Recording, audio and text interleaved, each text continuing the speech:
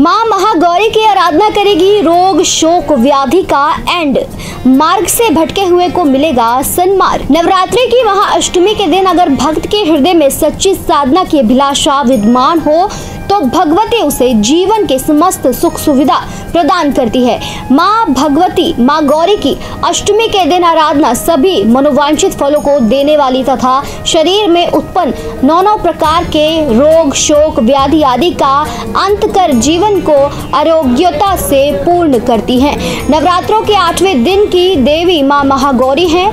परम कृपालु मां महागौरी कठिन तपस्या पर गौर वर्ण को प्राप्त कर भगवती महागौरी के नाम से संपूर्ण ब्रह्मांड में विख्यात हुई।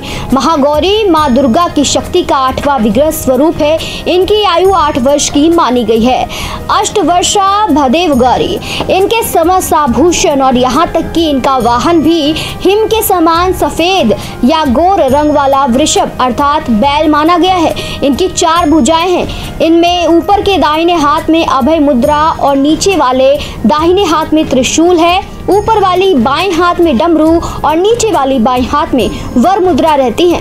माता महागौरी मनुष्य की प्रवृत्ति सत्य की ओर प्रेरित करके असत्य का विनाश करती है। इनकी शक्ति विग्रह भक्तों को तुरंत और अमोघ फल देती है।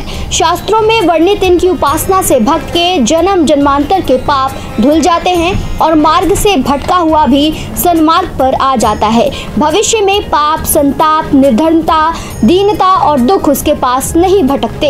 इनकी कृपा से साधक सभी प्रकार से पवित्र और अक्षय पुण्यों का अधिकारी हो जाता है। उसे अलौकिक सिद्धियों की प्राप्ति हो जाती है। महागौरी की उत्पत्ति कथा माँ पार्वती से ही जुड़ा हुआ है। नारद पंचरात्र के अनुसार पार्वती के रूप में इन्होंने भगवान शिव को पति रूप में प्राप्त करने के लिए बड़ी कठोर तपस्या की थी। कठोर तप के कारण उनकी देह क्षीण और वर्ण काला पड़ गया।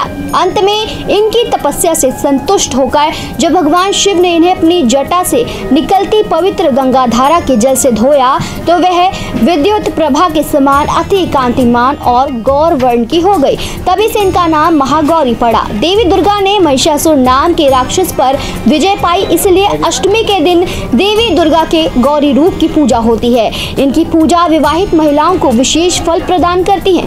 नवरात्र के 8वें दिन माँ के इस रूप का ध्यान कर पूजा अर्चना कर नारियल का भोग लगाने वाले साधकों को सुख समृद्धि प्राप्त होती है। इसके साथ ही इस दिन नारियल को सिर से घुमाकर बहते हुए जल में प्रवाहित करने से माँ भगवती की कृपा से हर प्रकार की बाधाएं दूर हो जाती हैं।